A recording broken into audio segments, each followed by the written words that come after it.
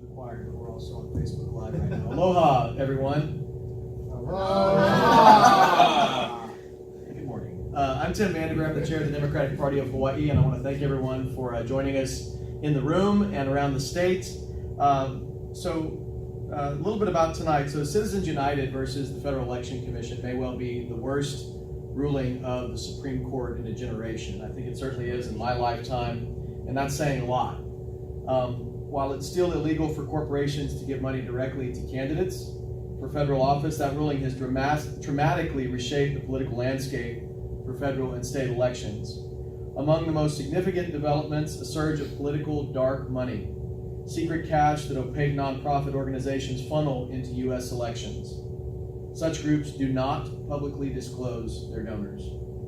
While we work to organize for elections that will ultimately change the balance of power on the High Court, many in the Democratic Party favor a constitutional amendment to overturn Citizens United.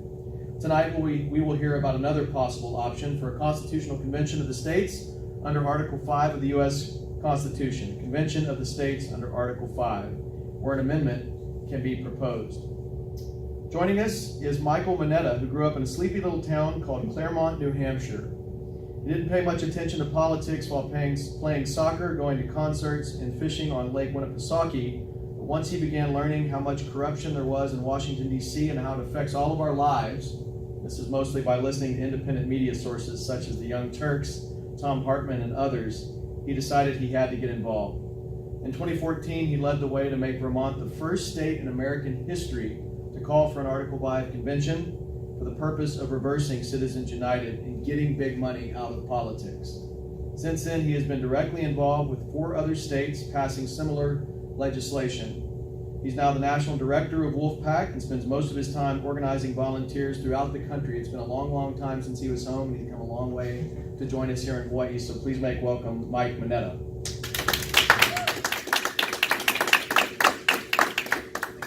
Eric Schrager is a member of the Democratic Party of Hawaii, a 30-year Navy veteran, a resident from Ewa Beach, and volunteers here as an organizer for the local wolf-pac chapter, and also had an excellent article yesterday in the Honolulu Star-Advertiser in the Island Voices selection. Please welcome Eric Schrager.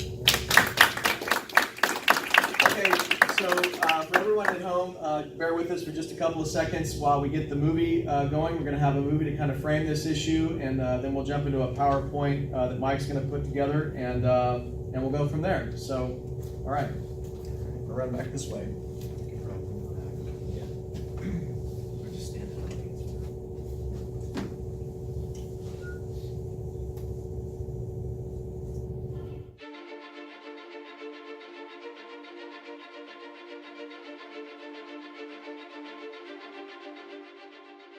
I'm Jake Uger. I'm Jake Uger. Of the Young Turks. Of the Young Turks. I have an announcement. I have an announcement. Tonight. We're going to start a fight. Start a fight. To take back our democracy. Our democracy. In Vermont, we were told that it was impossible in the Senate side by an ally of ours who meant well. She just said you don't have enough senators on the Democratic side to be able to push everything through committee, let alone win on the Senate floor. But actually, we did win on the Senate floor, and it was because volunteers from all across the country called in to constituents in Vermont, which then called their state reps and senators. Again, really hard work, but they did that hard work, and it worked. And on the Senate side, it passed 25-2, and that's what was called impossible before. In fact, it was overwhelming, right?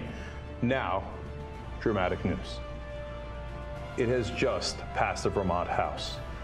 First state on the board. This resolution, I believe, is actually just pushing us forward into the opportunity to continue to voice our opinions as Americans when our own government is faulty.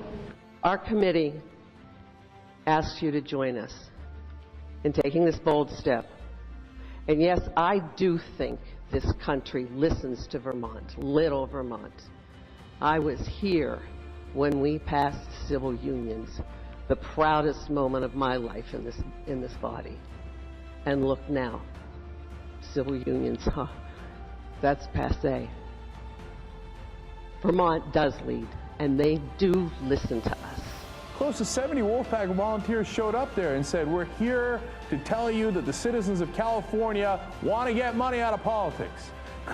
The senator who was in charge of that committee said at the end, after over 60 people testified in favor, is there anyone who dares to oppose this resolution? Okay, apparently there wasn't. It passed 5-2. Now, today, it goes to the full Senate. State number 2, 23-11.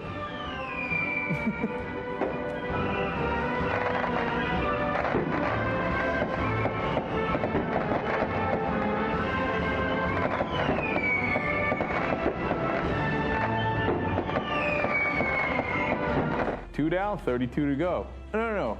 Tell me it's impossible again. Oh, I love to hear. Let me tell you how this happened in California. And by the way, California, just the largest state in the union. That's all. Okay, and we're just getting warmed up. Suddenly we put up Vermont on the board, which literally someone told us that was involved in Vermont politics was, quote, impossible, right? So all of a sudden we had our brave little state of Vermont who stepped up to the plate as they usually do, and they said, that's okay, you can't get a big state. And all of a sudden we put California up on the board, and that was state number 2. I believe that's a fairly large state.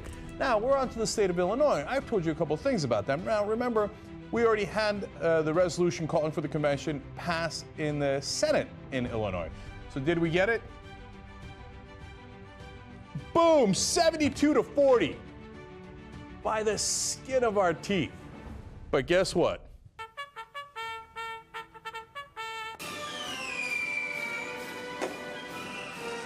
The third state to call for a convention.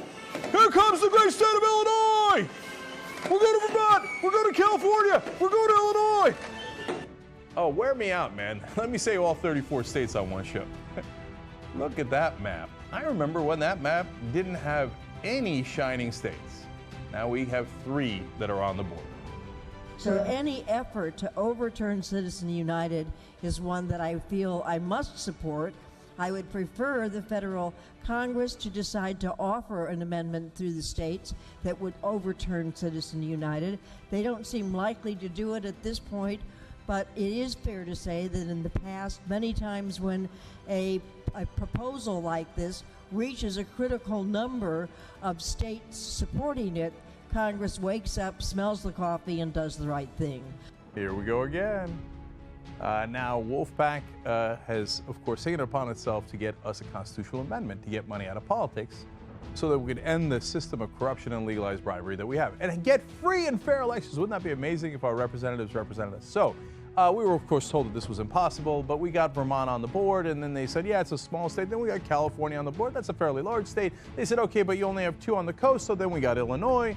And then we were told, oh, well, that's okay. You did that in last year, but this year you're not going to get any further, except last year we got it introduced in 10 states. This year we've got it introduced in 19 states. And what's going on there? That looks like New Jersey is on the graphic there. Well, let's go to the voting in New Jersey on our resolution. Now, it's already passed the Senate. Now it's in the Assembly. Let's see how that voting goes. Or do we get more yeses than nos?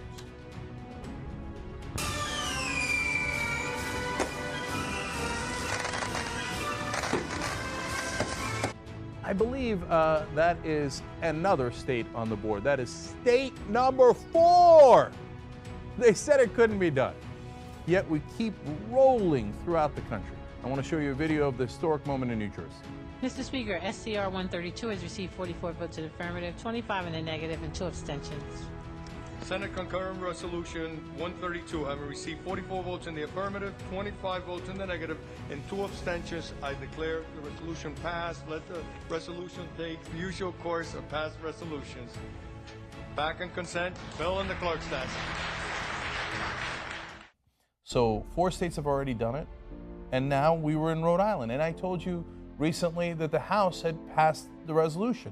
It was HR 7670. And it passed 59-12. It was overwhelming. And I praised a lot of those legislators. I'm going to praise them again in a second. But look, you need both houses. You don't need the governors, but you do need a House and you need the Senate in each state. And sometimes we've gotten very close in some states, gotten one of the chambers and not the other. In Rhode Island, we then, at the end of last week, went to the Senate. And the Senate bill number was SR 2581. And the vote was 36 yes, 0 no.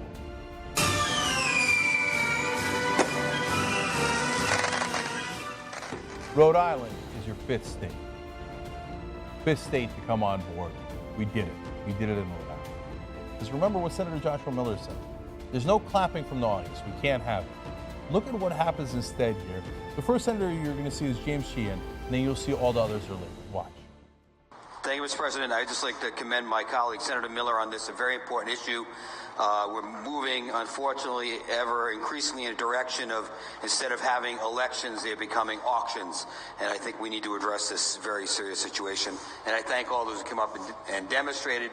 It does make a difference, and I encourage you to stay involved. Thank you, Mr. President. I also want to second this resolution. I want to commend those hardworking individuals up in the gallery. Those are the same individuals that have been here with us for many months and have holding those yellow signs for the last 3 days. And again, I commend you for your hard work, both here in the Senate and on the House. And I too join Senator Miller and all our colleagues, but especially to the advocates that have been here day in and day out. The wolf-pac is a movement that is going throughout the country, and I congratulate them for their efforts in getting involved, especially many of you who, for the first time, showed up, and now you're seeing how you're making a difference. So stay involved, and I hope everything goes well. Thank you. Thank you very much. As chairman of the Special Legislation Committee, I know these individuals very well. They've been here for the last couple of years testifying. They've always been very professional. They've done an outstanding job of presenting their case. 36 in the affirmative, none in the negative. The item passes. Congratulations upstairs. Senate.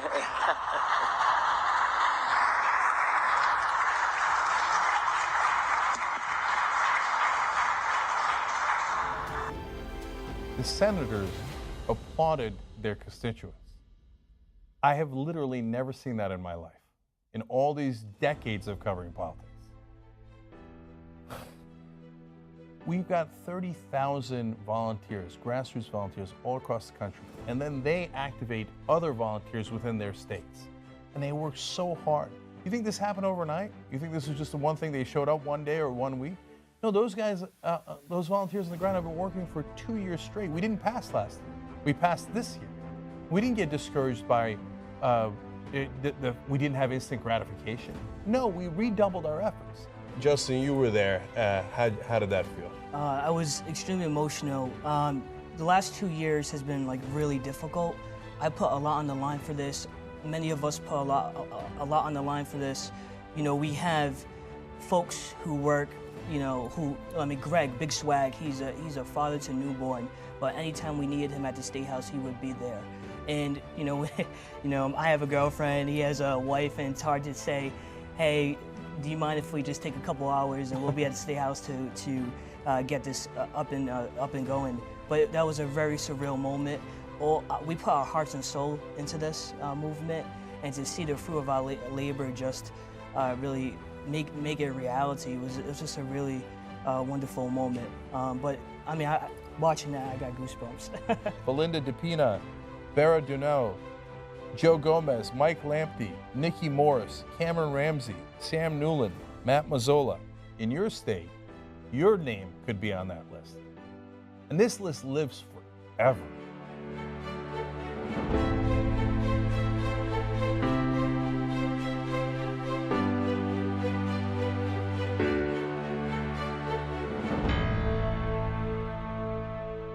Welcome, everyone. My name is Mike Monetta. I am the National Director for wolf-pac, and just wanted to, thank you for coming here to take a few minutes to learn about our plan. And to anyone who's happens to be watching from home, we appreciate it. Hope you'll learn a few things here tonight about our plan and what we're trying to do here at wolf-pac. So, with that said, click through this. So, just to give you a little bit of background into what wolf-pac is. This is Jen Kuger. He's the host and also the host of the Young Turks, largest online news show in the world, and also the founder of wolf-pac. So he didn't. I can promise you that Jake did not want to start wolf-pac. he's a pretty busy guy. He's the CEO of the Young Turks. He's obviously the host. He's got his hands in a million different projects. But the truth is that he really cares about this issue that we're here to talk about, which is the corruption happening in D.C. and the amount of money flooding into our elections because of Citizens United and other related Supreme Court cases that have just been an absolute really made a mockery of our democracy over the last 3 or 4 decades. So he started the show in his living room about almost exactly 16 years ago, and he got to the point. It was right around the time of Occupy Wall Street, where he was just totally fed up with the corruption in D.C. Every story he did on the Young Turks always came back to the same thing. He's said this before. He can predict any story, the outcome of any vote, based on where the money's coming from. The correlation is almost direct. So he really genuinely wanted to figure out the best possible plan. So he took 3 years before he started Wolf-pac, and he went to conferences. He went and talked to all the groups out there working on the issue of money in our political system, and he found really 2 things in that time. One was we definitely need an amendment to solve this problem for the long run. It's the only thing that's going to go above our runaway Supreme Court, and we don't really want to put our effort into something that's going to just depending on who's sitting on the bench of the Supreme Court. So once you determine, okay, we need an amendment to solve this problem, well, the second way is, how do you get the amendment? And that was the second thing he found was that the majority, more than half of our U.S. constitutional amendments have included the Article 5 Convention campaign as part of that movement to get that reform, to get that amendment. But nobody was doing that for reversing Citizens United and dealing with the amount of money in our politics. So that's why he finally decided to start Wolf-pac. And here we are, really about 5 years of true organizing, I would say, being organized in the states. And we've gotten 5 state governments so far to come along with our plan, as you saw in the highlight video, which is 10% of our state governments. We've got a little ways to go, obviously. We've got to get to 34 states on this issue of money in politics, but that's where we're at. And let me just click here real quick. So to get an amendment, this is pretty basic. There are only 2 ways to do it, and according to the way our Constitution is written. 2/3 of Congress can propose an amendment any day of the week. They can propose an amendment on any issue, or 2/3 of the states can apply for a convention and propose an amendment there. Either way, though, this is the most important thing when you're talking about amending the U.S. Constitution. Either way it's proposed, because that's all we're talking about. There are 2 ways to propose amendments. Any amendment needs to be ratified by 3/4 of the state governments afterwards. So all we're really talking about here is who's going to craft the amendment. But you always have that backstop of 3/4 of the states to approve any amendment that's going to be too far left or right. So pretty basic. It's not too complicated. But our stance on this is that Congress is just too broken. They're not capable of proposing a good amendment on this issue, at least not enough without enough pressure from the states to do it. They are the reason that we're in this mess in so many different issues. It doesn't matter what your issue is. If you care about the environment, healthcare, gun regulation, fiscal responsibility, the economy, education, it's all tied to the way that our campaigns are funded. And we have a Congress right now that is not capable of proposing good legislation on any of this. So they are the problem, they're not the solution. So we have to find a way, essentially, to just do this without them, which is really the essence of what we're trying to do here. By the way, 13% approval rating, it's been as low as 7% in the last 5 years. That's not easy. To get a 7% approval rating, you really have to earn that, and they have. So, like I was just saying, this issue that we're here to talk about is the root cause of it all. It all ties back to this. The American people have begun to realize this. Polls go as high as 96% of the U.S. population understands that the corruption happening in D.C. is a direct symptom of the amount of money pouring into our elections. So if we're going to progress as a nation, we have to take responsibility for fixing this problem. And with regards to the convention path that wolf-pac is pursuing, this was 3 weeks after we passed our first resolution in Vermont. Now, part of the strategy is to just simply pressure Congress to do something. We believe that a better amendment would be proposed through the states than Congress proposed, but honestly, we don't really care who proposes it. We're just going for an amendment. So wolf-pac, our bottom line is we want an amendment to the Constitution. It's not a convention that we want. It's just a tool to get that. So this is a quote from Senator Patrick Leahy. He was the chair of the U.S. Senate Judiciary Committee at the time, and he had a resolution in his committee that was an amendment that would deal with Citizens United, with reversing Citizens United, and it had sat in his committee for over a year with no hearings. And all of a sudden, right after we passed Vermont, he's holding hearings on this amendment, on the Udall amendment. And they asked him in this, there's a larger article that this is a quote from, but why now? Why are you all of a sudden holding hearings on this amendment? And he did say, because my home state of Vermont had called for a convention on this as to why he felt the urgency. So, all the pressure works, all the different avenues that we're applying, but this one really gets their attention. And it has historically, this isn't the first time. But to see Congress react this quickly after we passed our first state, you can imagine what happens when we get to 10, 15, 20, 25, 30 states demanding an amendment to the Constitution on fixing Citizens United and money in politics. Very likely that they will react even more than that. So this is just the beginning. So the questions that come up around the convention process, if you have followed this movement much, are limited convention versus runaway. So there's two different things at hand here. Or two different questions, really. One is, can you limit a convention to one subject? And the second question is, okay, if you can limit it to a certain subject and you get a convention, can it be enforced? Are there enforcements in place? And the answer to both of those questions is yes. And that's from legal research that I'll go over in just a minute here. This is not a question that has not been researched thoroughly by institutions, legal institutions. And but the first question I'll just sort of address really quickly, and that is, how do you know that we can limit a convention to one subject? And the reason that we know that is because right now, Congress is constitutionally required to call a convention upon the application of 2/3 of the states, like you just saw. That's in the Constitution. They have to uphold that. But since our founding, there have been over 400 applications submitted by the states from all 50 states on a variety of issues. And Congress has officially counted over 70 of them from 35 different states on their website right now, but no conventions being called. And the reason is because they are clearly counting them in separate piles based on subject matter. And we've never gotten to 34 applications on one single subject. But we have gotten extremely close before, which is where we've seen them react, actually.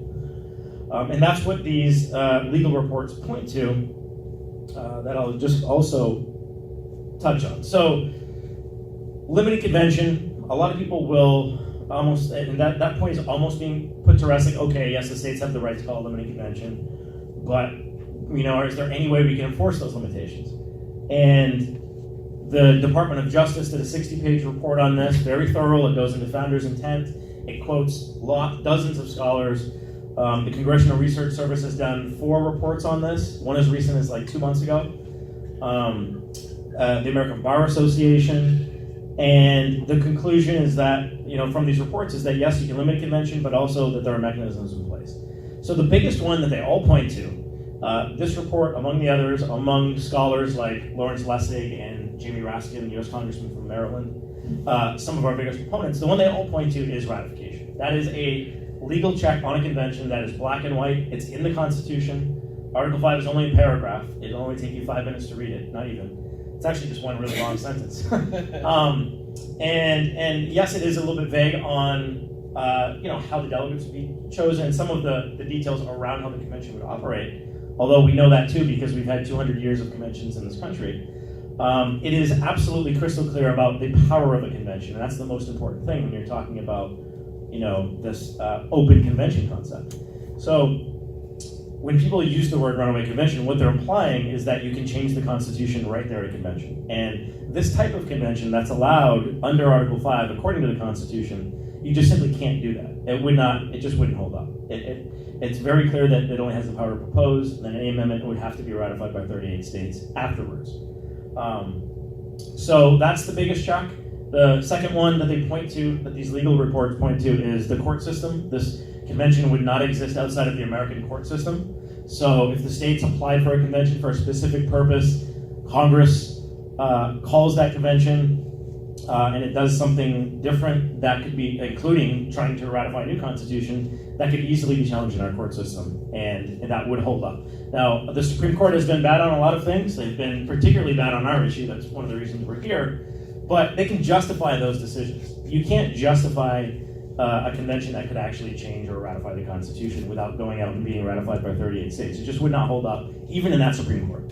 Another check that they point on is Congress itself, and that is Congress does have a role in this, right? They do have to call the convention, so if they finally determine that enough states have applied successfully, what these legal reports point to is that they will pass a bill or a resolution that says, okay, we're going to have a convention, it's going to be in the city, it's going to be on these dates, and it's going to be on this topic. And Congress, last body of government in this country, that would want the convention to have more power than them. So it's very much in Congress's interest to make sure that that convention is going to be limited to the topic that the states are demanding that convention for.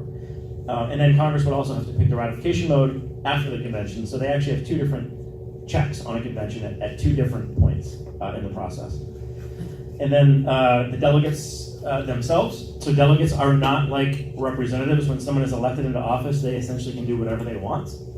There are really no restrictions other than they're held accountable, in an election every 2 or 4 or 6 years. But they can pretty much do what they want.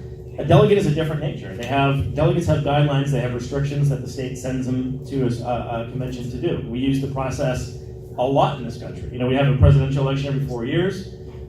Out of the thousands of delegates we've sent there over the last couple hundred years, only like a very tiny, percentage of them has gone against what they were there to do.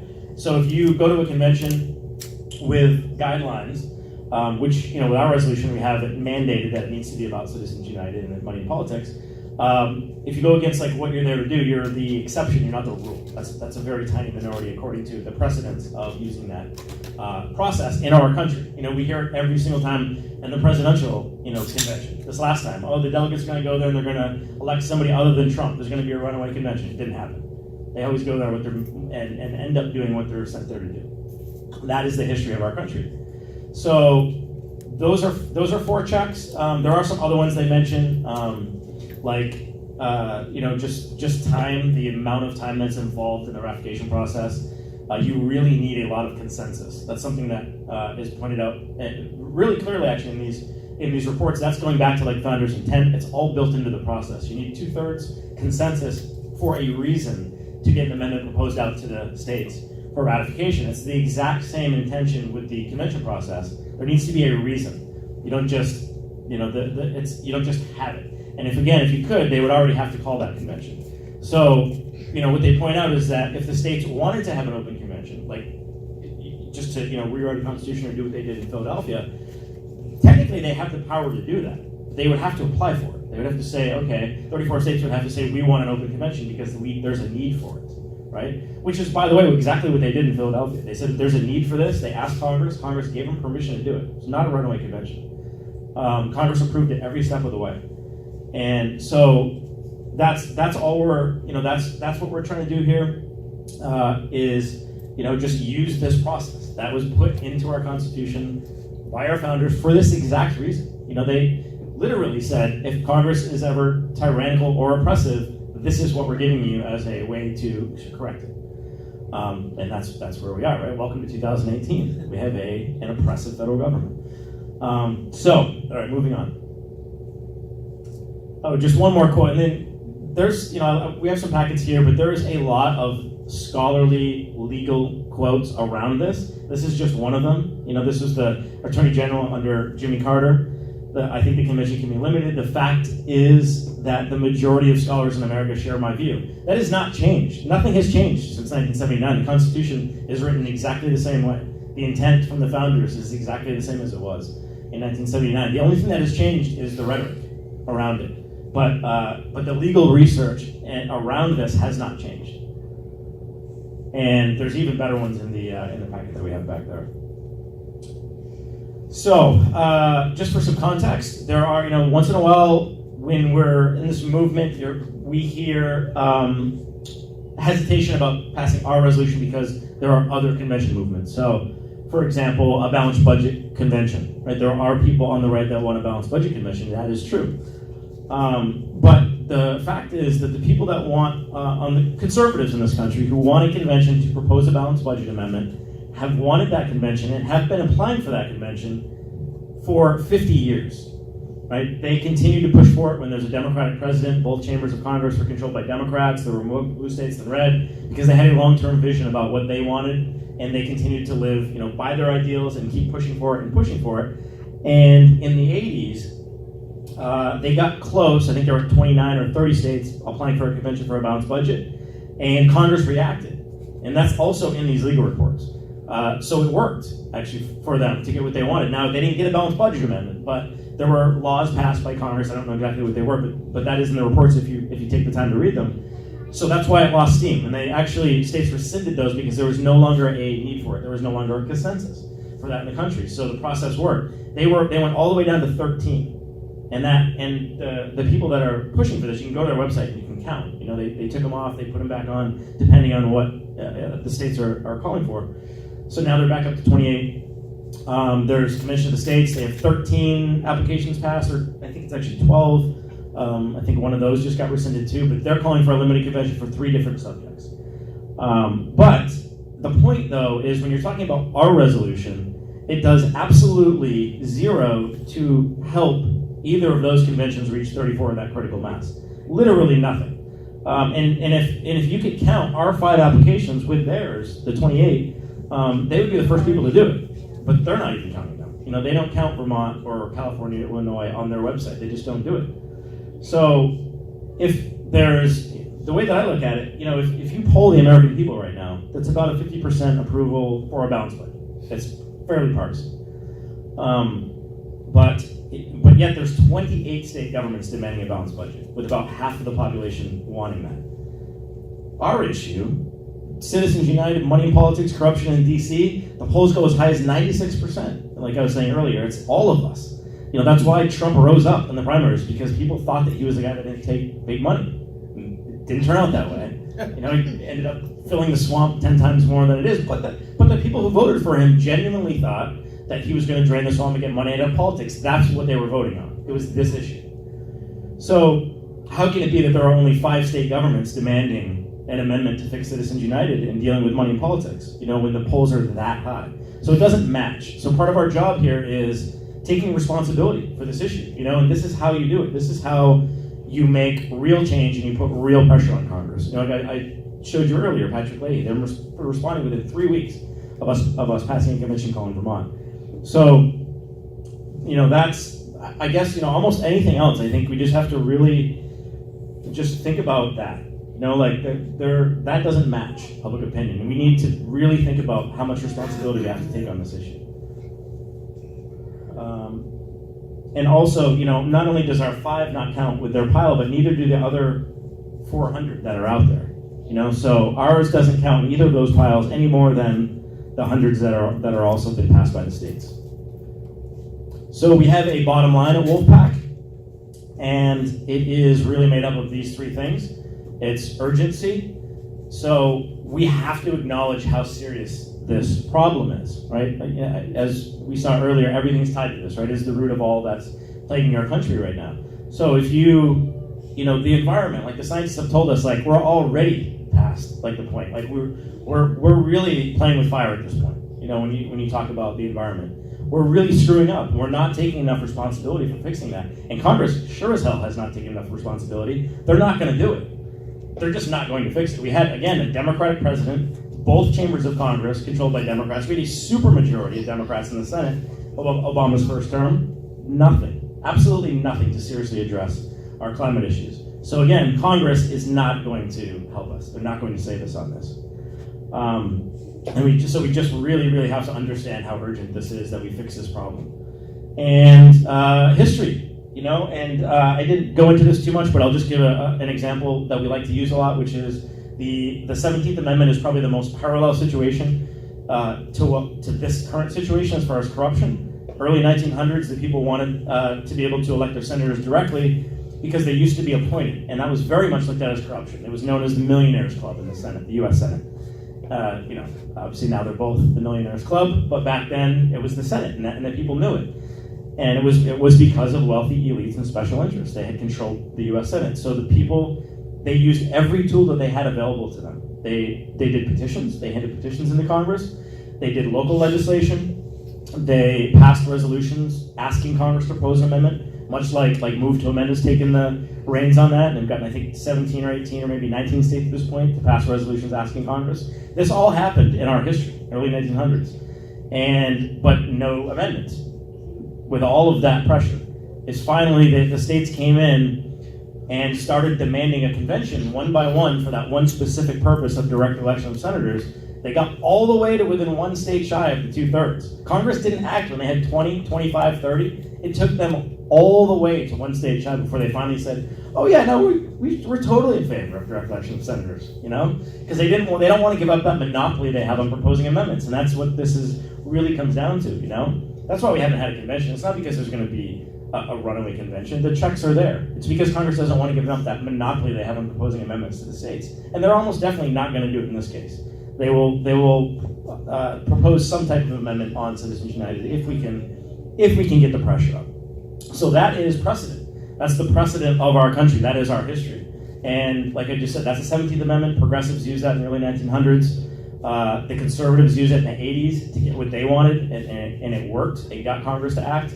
Apportionment, it almost worked. They came a little bit short. The one person that was leading that movement died when they got one state shy, so they also may have been part of our Constitution. But the point is that this Article 5 convention push for specific different reasons throughout our history is very common, and it actually is a very big part of our history when you're talking about the Constitution. The Bill of Rights, same thing. Congress wouldn't propose those 10 amendments. So New York and Virginia called for a convention to propose them. It doesn't seem like a lot of states, but that was actually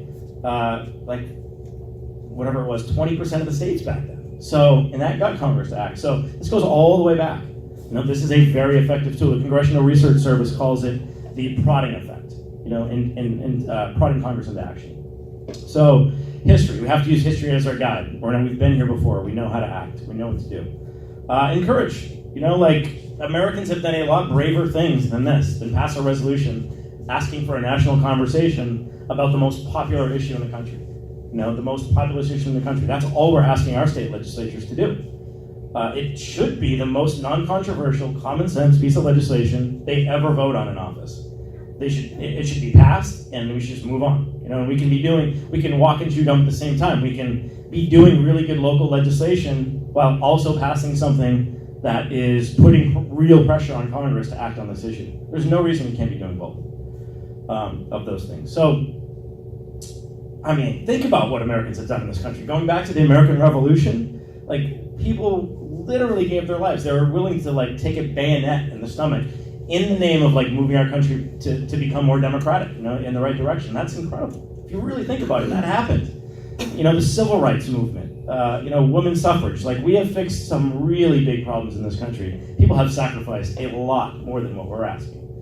We tell our volunteers that all the time. We're just asking you to make a phone call. Just go talk to your state legislators. Tell them that they should be doing this. So yes, we have to be leading with courage. I personally don't think it's a very courageous thing to do. I think it's just common sense. But for some it is. So I would say then let's lead with courage. Okay. So as I said earlier, we showed in the video. So far, we've gotten 5 states to do this. Vermont was the first. It does not surprise a lot of people. Then California was the second, Illinois, New Jersey, and Rhode Island. If Hawaii decides to do this year, then they will become the 6th state in the history of the United States to call for a convention to fix Citizens United and money in politics. So it's a big deal, you know. It's historic. It's truly historic. It's an important piece of legislation, and I mean, come on, Hawaii. Who wants to be number 7 or 8 or 9? You know, number 6 is just sitting there for the taking. And your top 5 is pretty cool, but the ship has sailed on that. Sorry, but you can still be say number 6. That's pretty cool. But you know, as you can see, like that's not that many states, you know, calling for our convention. As this thing starts to light up, and you know, we can show that we can get conservative-leaning states, which I believe we can. You know, we passed in some conservative-controlled chambers because even conservatives on the state level don't want big money to come in and, you know, get them thrown out of office by a more extreme conservative, and that is happening too. So we've got to get this map lit up with more states, and that is pretty much it. That's our website, wolf-pac.com. If anyone wants to get involved, go there. You can go, it's actually wolf-pac.com/states if you want to go directly to your state, Hawaii, or just /Hawaii, and that'll get you there. Or you can just email Hawaii at wolf-pac.com. But yeah, go to the website, check it out. We really think we've got a good chance to do this year in Hawaii. We think we've got the right amount of support from constituents and from legislators. And again, you know, this is an urgent matter, so I would urge everyone to get involved as much as you possibly can, and let's just make this happen and move on. You know, once we pass this legislation, there's plenty of other good stuff to work on. But we have to do this first. That's our focus. So thanks.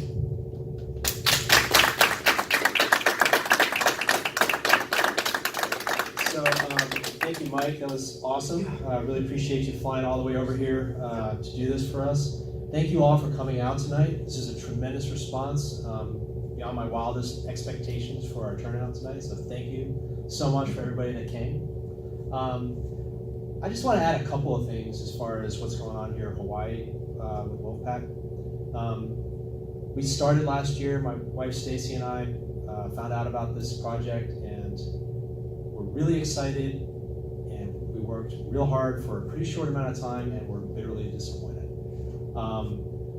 But I have to say that in the course of that, we've met some amazing friends, and we've had a lot of fun, and we've learned a lot. So I would just encourage anybody here in Hawaii who's interested in getting involved in something that has a lot of meaning, potentially could change the history of the United States, put Hawaii on the map as number 6 state calling for the resolution. Come on out, join us. It's a lot of fun, and I think you'll find that you'll enjoy it just as much as we do. So thanks. And I guess we could take questions. Yeah, so I think if you guys can split this microphone, Eric. And, Yeah, sure. Folks can use this one to ask questions. Any question? We had a couple of comments from some of the folks online. I think we have all islands now watching, as well as Santa Cruz, California says hello. So, cool. I guess, okay, so I'll kick off the questions. So what states besides Hawaii are currently working on this legislation, and what are the odds that we're going to have a bunch more on the map this year? Okay. You actually have all right. Let's see. Well, there's a few that we feel really good about this year. I would say Maryland has a really good shot to pass. We've done a lot of work in that state, made a lot of allies, just like we're doing here in Hawaii. So I think Maryland has a good shot. I think Massachusetts, has a really good shot. Same thing. But I mean, we're working in a lot of states. We're working in Nebraska right now. We had a good committee hearing about a week and a half ago. And, the legislators were really receptive to it, and they understand that this is something that really needs to be done. So, I don't know. I mean, I never know. I never know exactly which ones are going to make it all the way through. But, we're always working in, almost all the states year round. it's tough with legislation because this happens to be a short session for a lot of states. So it's very tough, to prioritize legislation. As anyone who works in politics knows, it's a tough thing to get your bill to come up to the top of the pile and get prioritized. So, but I'm pretty optimistic. I think we've got a good shot in those states right now. All right. Thank you very much. Anybody got a question? Any other questions? I have more. Just to warn you, I have more. So Greg Paulson from Santa Cruz says, until the ERA passes, women's suffrage is ongoing. And just speaking of the ERA, this was the first state to ratify the ERA. So Hawaii has been the first in a lot of different ways. First in reproductive health, first state to do prepaid health care. I don't think 6 is asking too much. But I actually had a question for you, Eric. What's the status right now in the Hawaii Ledge? Can you tell us a little bit about last year and give us an update as what's going on? Yeah, so this year, we're working really hard. My legislative director, Mr. Morgan Bonnet, is here, and he spends a tremendous amount of time down at the Capitol. I think, as Mike said, that we do have a very good chance of passing our resolution this year. We have a tremendous amount of support both in the House and the Senate. Looking forward to our resolution being introduced probably tomorrow.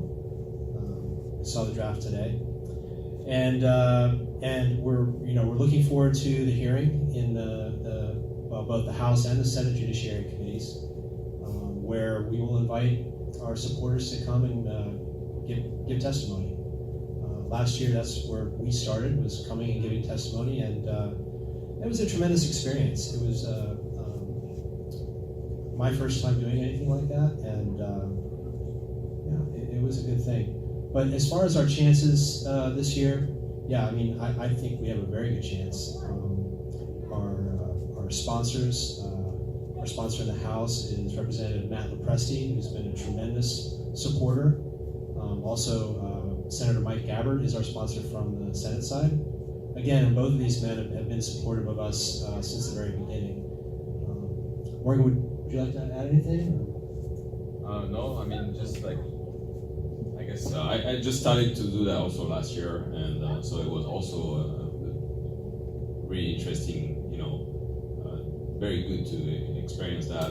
That's really like, you really feel like you are a citizen, and getting involved, and but also you realize that it's great to understand the whole process of how like a bill or a resolution can be introduced, and as to go through committees and how it can maybe eventually passed, and then you also learn of the 1,000 ways that the bill or resolution can be killed, and I thought that was really interesting too.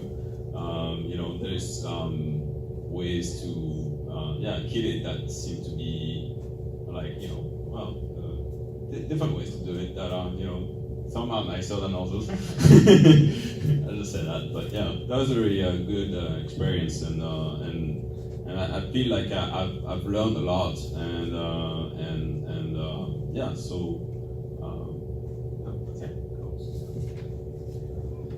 So do you guys have, sorry, I'll use this again. So do you guys have, I know that there's the national website, wolf-pac.com, to find out more information about it, but do you guys have a local email address or contact information for anyone who might be interested in testifying on the upcoming bill?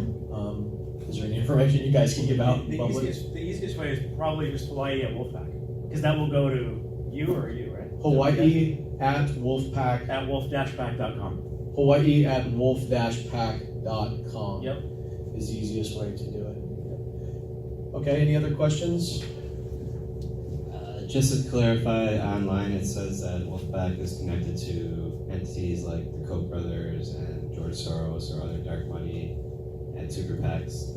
Does Wolf-pac have any connections to any of those? Yeah, well, there's a lot of things online, obviously. No, neither of them. We hear it from people on the left, the Koch brothers want this, or people on the right, Soros wants this, and neither are true. Both of those entities, I think, enjoy spending money in politics and don't support, as far as I know, they wouldn't support this. The Koch brothers organization has actually testified against the wolf-pac resolution in a committee. So they're on record for not supporting the convention that we want.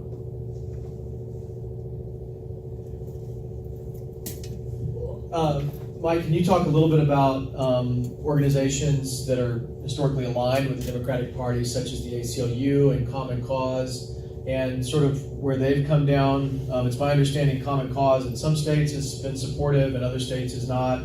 ACLU, I was surprised to learn, actually supported Citizens United itself because of the free speech component, or supposed free speech components. Can you talk about that just a little bit? Yeah, sure. Okay, thank you. No problem. Yes, so I guess we'll do, well, the ACLU, like you said, that's kind of an easy one, so I don't have really, not too much to say about that. I mean, they testified last year and just stated that they agree with Citizens United and that, yeah, money is speech, and corporations and entities should be able to spend unlimited amounts of money in our politics for that reason. So we're just not going to see eye to eye with them on that. That's just, that's the way it goes. I don't think we're going to agree with every organization, every person on every issue ever. So they do a lot of good things too. So we'll just, that is what it is. The legislators are going to have to just take that and do what they will with that opinion. But I don't think most of the legislators in the Hawaii legislature agree with that. I know the citizens of Hawaii don't either. But as far as Common Cause goes, I think that position that they take on our resolution is unfortunate. I know that they do a lot of good work. They have been for a long time. So I give them credit for that. We give them credit for that. And I just think that on this issue, they're not as well informed as I wish they would be.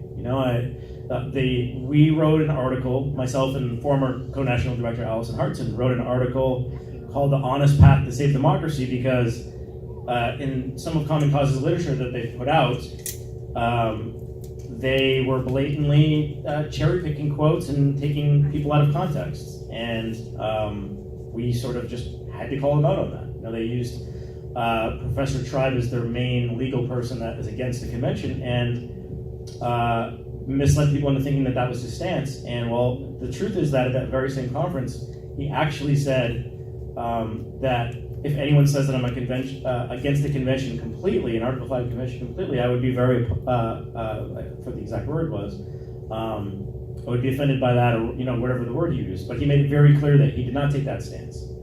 But that they were trying to portray that he did take that stance. He actually said if there is going to be a convention, or if there ever was a need for a convention, for a limited convention, it would be potentially around Citizens United and related cases where there's so much gridlock in Congress, where there just is no other option. So he was almost making our case, but yet they're quoting him as the main person in opposition to us. And then the other one was Justice Scalia that they used, and then same thing. They said, they quote him as saying, "Well, I wouldn't want a convention. Who would know what would come of that?" But the truth is that Justice Scalia actually was on record saying, "I hope we use the Article 5 convention process so that we can prove that we know how to use this responsibly." That was his actual stance on it. The quote that they cherry-picked for that article that they released was him talking about a constitutional convention versus a limited convention, which is what we went over earlier. If we could have a constitutional convention like the one in Philadelphia, who knows what will come of that? Yeah, exactly. So if there's 34 states applied for an open convention, a quote-unquote constitutional convention, who knows what would come of that? So it was really wildly out of context. So I would like to have the debate with them about that, or just continue to have the dialogue, because I still think that they could be a good ally. I think that money in politics has been big money in politics has been one of their biggest issues for 40 years. I think it's like the #1 issue that they cite on their website. So it doesn't make a lot of sense to me that they would be, using their lobbyists to kill our legislation, which, quite frankly, that is what they've been doing. It just happened again today, actually. We are frustrated by that. There's just no way around it. We don't see eye to eye on it. If they want to oppose a balanced budget convention application, if they want to show up for those, yeah, great. That's fine. But if your big thing is getting money out of politics, I just don't see the benefit to coming in and stopping a group that's trying to get big money out of politics. At the very least, I wish they would stay neutral. And so that's the purpose of tonight, is to educate and inform. The Democratic Party did not support this resolution last year. Right. We have yet to take a position on it. Our state central committee has yet to take a position on it. It was not one of our legislative priorities this year. However, the debate is obviously very important, and to get as much information out there is very important, because we can all agree how bad Citizens United is and how important it is to get money out of our political process, because it is so corrosive and destructive. You got a question? Yes, I do. It's my understanding that Common Cause does support a form of a constitutional convention and has lobbied in different legislatures for their proposal. Now, I wonder, does the Hawaii chapter of Common Cause have a resolution circulating in the legislature, and what is the difference between that and wolf-pacs? I don't think so. I've never heard that they support a convention for any. I'm pretty sure their stance is very strict that they don't support a convention for any purpose. So I've never seen anything otherwise than that. It could be. I'm not saying that's not true, but I've just never seen it. And as far as the local people, I'm not sure. We found that there are a lot of local people. Tim, like you were just saying. Like it's there. If you Google Article 5, let's be honest, it's not kind to the convention process. There are a lot of op-eds out there. Most of them are negative. That's a little bit on us. I think we need to do a better job of writing positive op-eds and getting our side of the story out there. That's one of the reasons we wanted to come here, and do this forum. And we appreciate being able to come and give our side of the story. But there, from my experience, there are a lot of people on the local level that do support what we're doing, even in these organizations. But sometimes they can't, because their organization has taken a position. Has taken a national position on something, and there's just not much they can do about it. So, I empathize with some of those people, actually, but we're all just, we're all just trying to do what we can, and I can't emphasize enough that I know there are a lot of good people in Common Cause. I've met them. So, I regret that we're in this position where we're on different sides of this, and, I don't know, hopefully we can work together on it at some point. I don't know, I'd like to find a way to be able to do that. Questions from anybody? All right, I got one more. So not to put too fine a point on it, but can you talk a little bit more about this two-track process, as Senator Leahy mentioned it, is working on this on the one hand. This is kind of the all-of-the-above approach, right?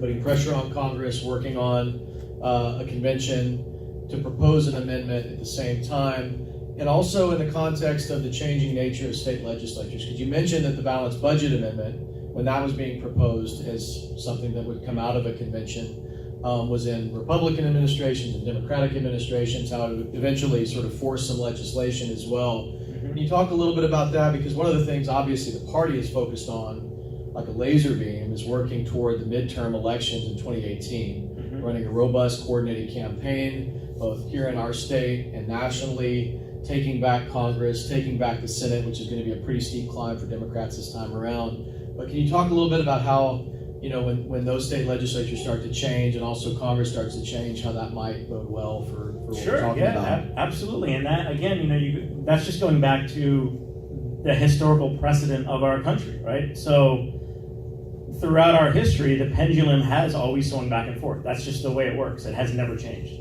The Republicans are in control for a while in the state governments. The Democrats regain control. It goes back and forth.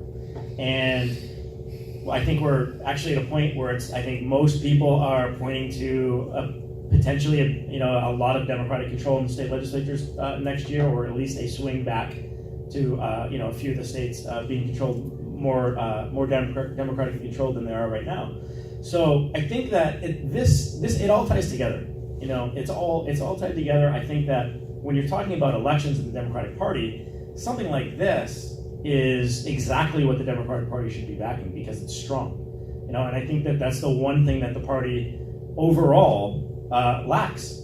People see the Republican Party as the stronger party. They don't take no. They live by their convictions, and they don't care what anyone else thinks. And the Democrats aren't always looked at like that. So I think this is the issue that the Democrats need to be doing everything they can on. Really leading with courage on this, and I think the American people will respond to that. If they see that the Democratic Party is the one pushing, things like this, to really take responsibility for fixing this issue, I think people are going to respond to that, you know, and I really do. And it's all, again, it's also tied together because the reason that not the only reason, but part of the reason is because there's so much money in politics is that the Koch brothers and some other groups have been able to pour money into elections. So, you know, aside from all the issues in our country tying back to this issue, elections also do, you know, and we need to fix this problem so that we have, you know, reasonable representatives in both parties.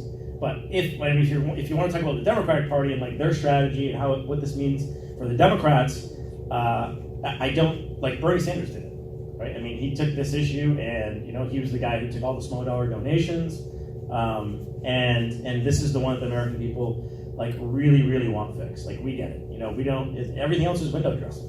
You know, like we're gonna elect good progressives and we're gonna do something about, I'm really for the environment. So what? You're not gonna be able to do anything about it once you get there, unless we fix this. You know, I'm really, really for universal health care.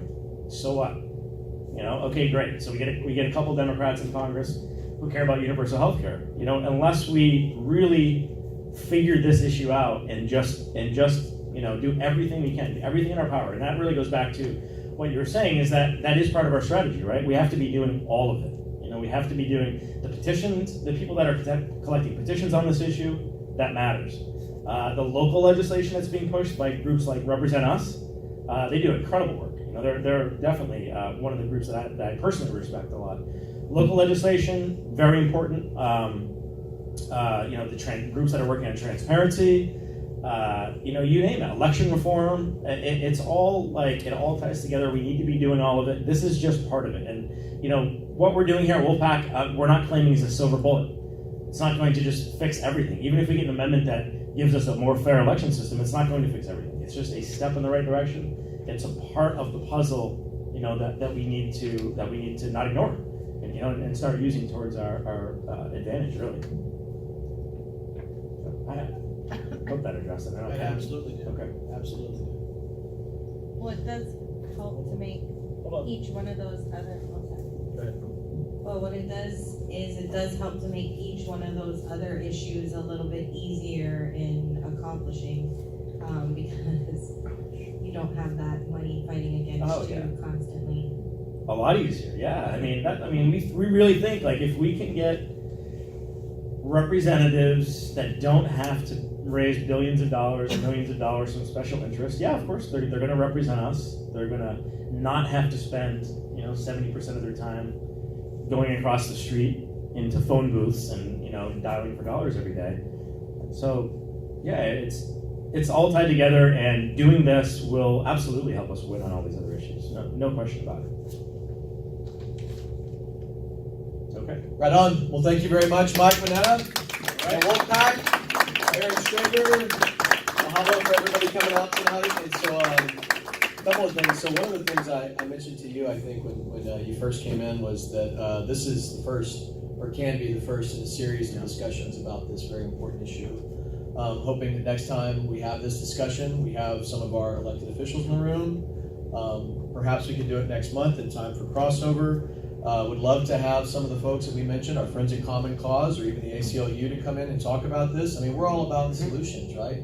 This should be, at its best, a forum to discuss progressive ideas and have the civil debate and discourse that is really a hallmark of our party. So I want to thank you again for coming all the way out, Mike. I really appreciate it. Thanks again. And thanks for everyone for joining us and joining us statewide. A couple of things. Just a reminder, Eric Schrager's excellent article yesterday in the Honolulu Star-Advertiser. Check it out. You know, if you're not in the room, you can't get the copy, but you also can't have pizza virtually either. We have voter registration forms. Events like this are paid for through small dollar donations from our members. So if you haven't yet, join our Donate Every Month crew, also known as the DEM crew. It's also time for annual communications fees. Every February, we ask that our members chip in and help make these events possible, keep the lights on, the air conditioning, all that great stuff. And then the last thing I'll mention is that week after next, March 7th, Wednesday evening, March 7th, from 6 to 8 p.m., we have our precinct elections statewide.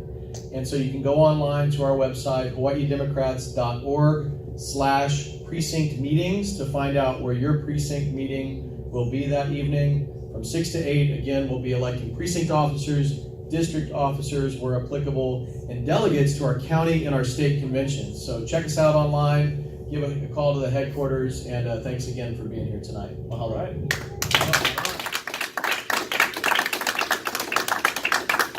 Let's eat some pizza. It's pizza time.